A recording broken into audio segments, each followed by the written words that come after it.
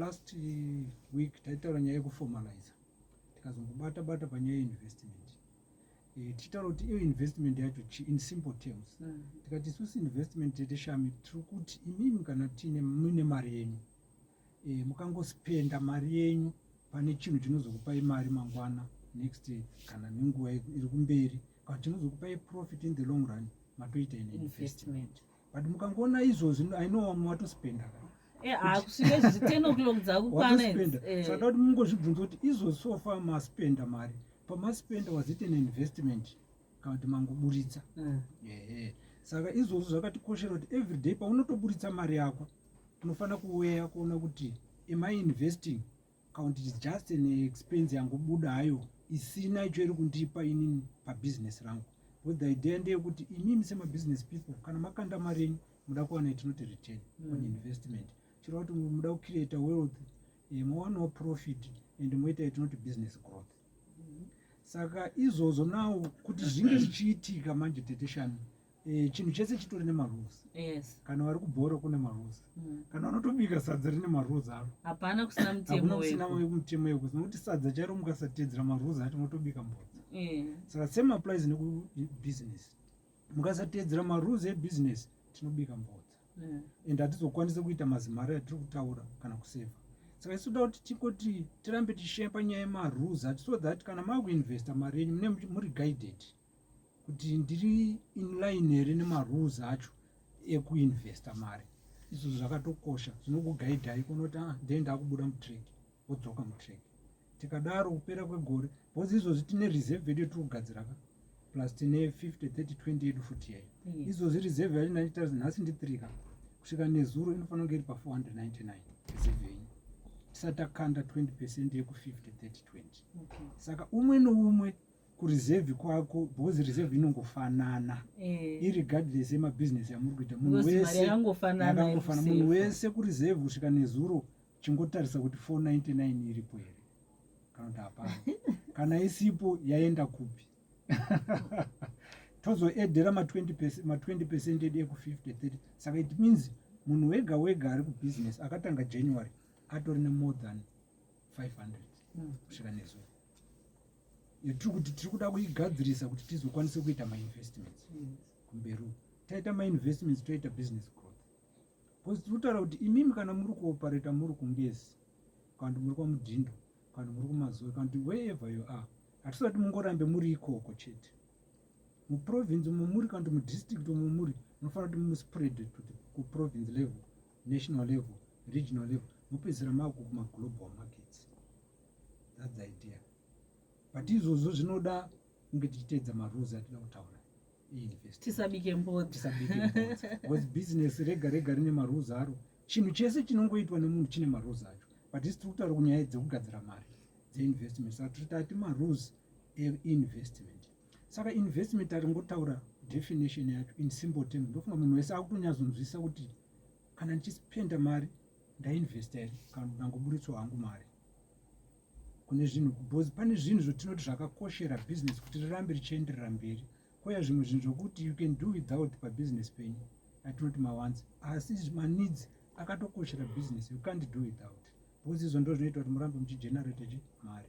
Saka tiri kutaura kuti marules acho kutanga neyekutanga, kana watoo mubusiness, rule number 1 yekuinvesta ndeyekuti you have to set clear financial goals.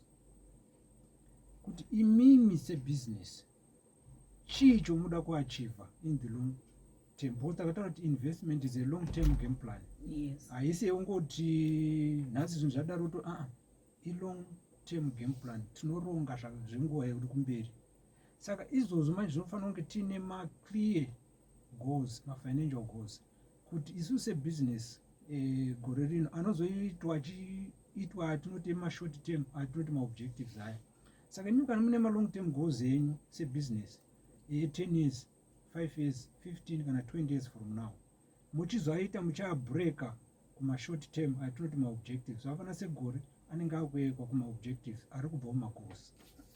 Kuti mimi on every month muda kuachieva mari in terms of ma-sales enyu kana in terms of profit kana in terms of my expenses enyu, zvese munofanira kunge zviri clearly spelled muchiita business.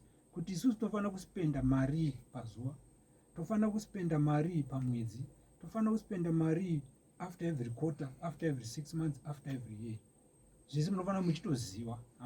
Kana iri nyaya yerevenue atinoti mainflows kana kuti mastreams enyu yemari, imimi in terms of sales muda kunge muchiwana mari on a daily basis, on a weekly basis, monthly, zvichingoenda zvakadaro. Munofanira kuti zviripo zvinozoita kuti zvikubetsera kugadzira atinoti mabudgets aya anenge ari flexible. Hatidi kuita mabudgets aya ari rigid, toda mabudgets anoenderana nezviripo, asi munofanira muchitonyazoziva izvozvo munhu wese anofanira kunge atori nazvo ari mubusiness, kuti imimi gore rino in terms of masales enyu pane zvomunoita business renyu munoriziva. Muda kuwana mari pazuva, muda kuwana mari pamwedzi, muda kuwana mari after every 3 months, after every 6 gore, zvichienda kuma5 10 years. Zvese zvinofanira kunge zviripo. Kana yanyaya yegrowth muri kutaura kuti imimi after every year muda kukura kusvika palevel ipi. Kana iri panyaya yekuspenda muda kukura kusvika panyaya ipi. Kana iri panyaya yeinvestment muda kuinvesta kusvika palevel ipi. Zvese zvinofanira kuchitozikanwa so that panopera gore, panopera zuva, panopera mwedzi, you'll be able to measure performance yacho. Saka tiri kutaura kuti munofanira kunge ndo rule number 1. Saka iwe kana musina, please atigadzirisai. Because hatisatambononoka hedu titori right.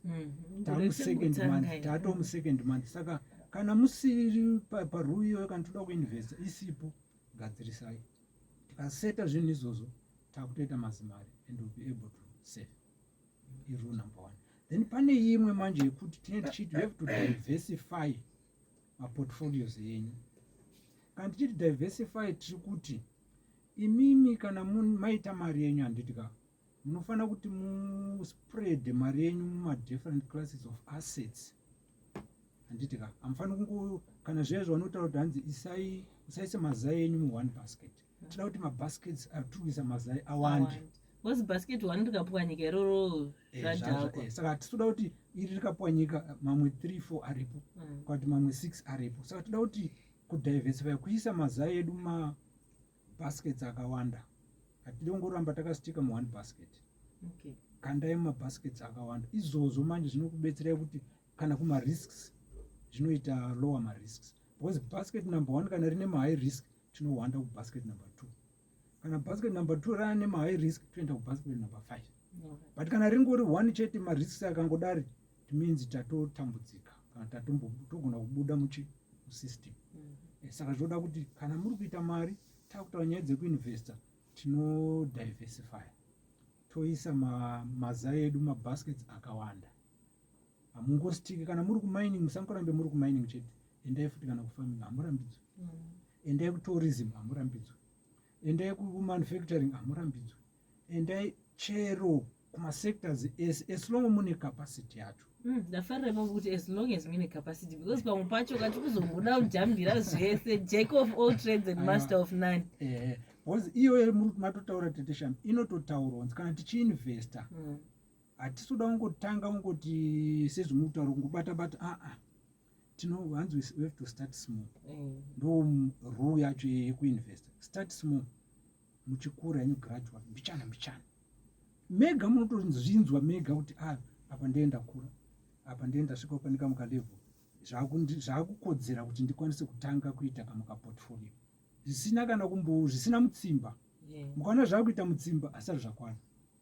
But mukaona zvakwana chete hazvitombonetse. Munotonyatsona kuti zvakuitwa ndichibve pane this class ndoinvesta futi kune imwe ndoenda kune basket number 2. Mashanda zvega zvinotokutaura kuti pane need yekuti ndiende kubasket number 3.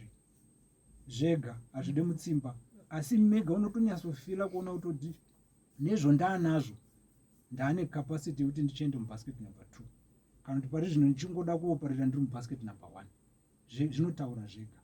Because hatidi kuti kana because mari iri kubva kubasket number 1 ndo ichaita kuti tikwanise kuenda kubasket number 2. Asi hatidi kusichena basket number 2, number 1 yacho. Because ndiye tichiti cash cow. Ndo kwatawana mari yekuti tiende kubasket number 2. Saka cash cow yedu iyi haifaniri kustrainwa.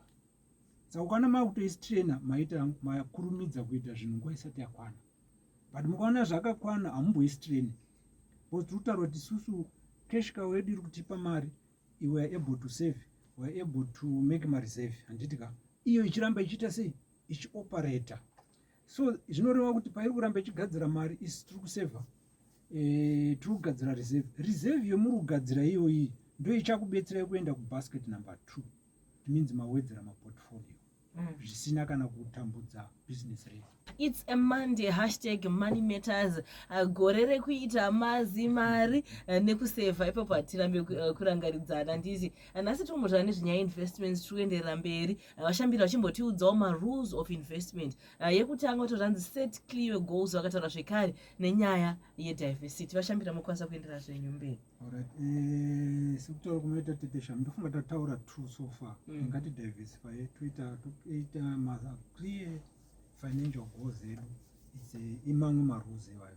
Saka tiende pane rule number 3 inoita kuti tikwanise kuita mazimari acho and toseva. Chiro kuti kana tadaro mabusiness ari kukura and imimi semunhu akanda mari yake munowana chiwiri. Exactly. Saka tikutaura kuti parule number 3 inenge ichiiti manje se-investment tikutaura kuti it's a long term game plan. Saka munofanira kuziva kuti kana makuita investment manje tiri kuinvesta for a long term of period, asi kureva kuti saka mukada kuita mashort term investments haatipe chiwiri. Saka izvozvo kazhinji sezvo mambotarisa zive kuti panoita tinoti mamarket fluctuations, kuti zvinhu zvogona kungoti zvinhu zvambokanganisika. Saka imimi musazobhese tinoti ma-emotional decisions anenge achikonzerwa nemamarket fluctuations. Mototi imimi because kana iri long term plan investment mune a long term plan. Saka yode kuti kana maseta a long term plan zvinhu mukamboona paita mamarket fluctuations makutoti ndakusiya kuti ndakumhanya kune icho izvozvo hazvidiwe manje. Because mukangodaro chete it means we are losing focus. Isusu have to stick to our plan. Kuti isusu our long term game plan yedu ndeyekuti after 5 years and after 10 years tine level yekutoda kunge tasvika, irregardless kuti mune mamarket fluctuations izvozvo hazvifanira kuti zvikukanganisei. Saka kana ukaita mamarket fluctuations imimi zivai kuti pamuda kusvika ndepapi, zvomakaronga sebusiness kuti imimi 5 years from now muda kunge masvika papi, kana 10 years from now as a business muda kunge masvika papi. Saka tinoseta ma-long term plans kana toda kuti tiwane chaizvo chaizvo. Because the idea ndeyekuzoti munofanira kuwana ma-returns kubva muinvestment yenyu yomaita. Saka ma-investments anopa ma-returns akarongeka munenge maita ma-long term investments kwete ma-short term. Ma-short term haakupei chiwiri. Saka musati mukaona pangoti zvinhu mumarket zvange zvaakuda kukanganisika matosiya icho makaronga makumhanya kune chimwe chadari masiya, we end up tisina icho takabata. Kuti icho tabata tasiya, icho tabata tasiya, icho ma-long term. Saka kana muri kuita investment ngaive iri long term, haasi ma-short term. It's another rule yekuinvesta. Mukaona makuita ma-short term haisiri investment, hamuna future. Hapana. Asi mukana muri kutoita ma-long term mozwa kuti that's an investment. Kana iri ma-short term haiyo haisi manje, because haikupei ma-returns acho akanyatsonaka chaivo chaivo. Saka izvo zvinoda kuti munge tichizviziva kana tiri kubusiness, then tichizounderstanda kuti iyo investment yacho muri kuda kuita ine return ipi, iri kukupai chii, ichakupai chii kana muchinge maicomplete. Musangoinveste chete for the sake of investment. Tatanga matogara moita research yenyu. If it needs kuti munofanira kuwana ma-professional advice monyatsoitirwa, vanotokubetserai kuona kuti aiwa iyi investment yenyu yemuda kuita iyi after 10 years ichakupa ichi, after 5 years inokupa ichi, after 2 years inokupa ichi, muchiweya against ma-risks acho aripo. Mazonzwa mwe muda kunoti ndakatozonyura payani asina kuonera kuti zvadhaka. Saka izvozvo kuti munotoweya tetesha mukuona kuti because vanototaura vano vachitaura kuti zvine ma-high risks ndo zvine ma-high returns. But at the same time munenge wakutyazve. Asi chinodiwa manje hatizongokuti izvo zvine high risk munotongopinda, munofanira kutanga maweya, because kune vanototi risk tolerance kana kuti vanoti risk appetite. Kuti mimi sebusiness munokwanisa kana kuti mune capacity yakasvika papi kuti mukwanise kuita tolerate ma-risks acho aripo ari kuenderana neinvestment yemuda kuita. Kana musingakwanisi, kana musingakwanisa kuimanager hamutokwanisa kupinda ikoko. Because kana makwanisa kumanager risk yacho yoma-identify vis-a-vis the investment yomuda kuita, munokwanisa kuenderera mberi because munokwanisa kumitigata kuti risk iyo isaaffecte your investment so that munozowana the high return. But kana musina capacity yekuimanager kana kumitigata hazvitorina need kuti ndipo munozotaura iyoyo kutaura kuti munhu anotaura kuti ndakanyura ende unotonyura shuwa ende recovery hakuna kusina. Saka unofanira kutotanga watozviona kuti iwe une capacity here kuzvimanager because zvinoda kutoweyiwa zviya kutoweya kuona kuti ibalance scale yacho kuti right kune ma-high risk but ndo kune ma-high returns uri kukwanisa here kuzvibalansa. Kana ukatoona uri kutadza kuzvibalansa usapinde, asi itori rule because unofanira kutoweya uchitoziva kuti umu ndakupinda umu marisks acho arimo ndeapi, ndinokwanisa here kuzoamanager tisandapinda so that I'll be able kutora zvafanira kana kuda kundoyeka nyuchi katetesha muda uchi mune mariski ekurumwa asi uchi wacho unonakazve uchi unotonaka. Saka uchiona kuti iwewe ai able kuti usarumwe nenyuchi ukwanise kusvika pane uchi. Ukaona watoona kuti hausi kukwanisa kuavoida nyuchi kuti dzikurume usapinde kundotsvaga uchi because unorumwa uchi wacho wotadza kutora futi. Ndo zvinongoitika kubhizinesi izvozvo. Saka zvinoda kuona kuti right shuwa nyuchi dzinoruma. Saka inini kuti ndisarumwe ndoita sei? Ndo pakupinda mastrategies. Ona kuti wakwanisa kuidentify risk yacho ndeyekurumwa. Zokuti puchirumwa nenyuchi ndoita sei kuti ndisarumwe kuti ndikwanise kusvika pauchi. Saka ndo zvinoitwa kuinvestment izvozvo. So munongoita muchienda kunyuchi dzenyu izvozvo ndo same applies kubusiness. Kuti munorumwa asi kuti ndisarumwe ndoita sei because uchi tiri kutohuda. Isi tinoda mari but mumari macho kuti tiite mune marisks acho arimo kurumwa nenyuchi. Saka kuti tisarumwe nenyuchi toita sei ndipo munochiona kuti ndoita sei kuti ndisarumwa nenyuchi so that ndokwanisa kusvika pauchi. Tikasvika pauchi matowana return. Return yatoita sei yabuda zvatobhadhara. Saka zvoda kuziva kuti return yacho ndichawana uchi. Hanzi nyuchi can room ndemateta abva aseka zvavo. Mr. Shambira, thank you so much nekutidzidzisa kuti aiwa kutinge chiita mari painvestments pacho pari kudiwa mitemo ine mitemo yacho inofanira kunge ichiteedza. Mashoko enyu ekupedzisira tichipendera money matters yedu yanhasi. Toda kungotiti mabusiness people out there please kumarules atataura chimboateedzerai. Mukatongoateedzera muchingoteedzera muenzaniso taupai wenyuchi ndiwo wacho unotoapply kubusiness. Mukatoteedzera iwo tinotoita mazimari and will be able to save and mabusiness edu okura. Imini kana akura it means muri kuwana chiwiri, maprofits anokura, business growth yapo and munopararira pasi rese. Mabusiness yenyu munobva magadzira ebrand nereputation. Zvobva zvaita gore remazimari nekutoisefa. Vanoda kubatai vanokuda kubatai panhamba dzipi nondozoti unowanenge vachida kunyatsoita 1-on-1 vachinzwisisa pamusoro pemabhizinesi zavo. Vanoda kutibata tetesha mandobata pa0774 188 997. Ndodzokera zvakare 0774 188 997. All right, thank you so much Mr. Shambira. Ngatisangane musi weWednesday tichienderera mberi nekutsvaga mari. Hanzi you're saying the truth Mr. Shambira. Ini ndakambotana dzandisingasvikiri. I moved my tuck shop into town environment. I operated for 5 months ndikaita about $700 expenses rent and licenses. Mari yacho inobva yazonetsa kubhadhara. Saka experience yekuti pamwe pacho zvinogona kuzoramba. Saka wasati watombotanga kuuya izvo wataura kuti wakauya mutauni waifanira kutanga waita research wonyatsoita tsvagurudzo. Kana wachida kuwana advice wobatsiridzwa kuti right muda kumova from point A mune capacity here yekuzomita ABCD. Kana musina garai muri ikoko. Wotoona kuti zvina ndingooparate tiri kwatiri chingoita mari yedu. Kana makura munouya henyu kunoku futi. Hazvirambidzwi zvekare. Aiwa tinotenda Vashambira.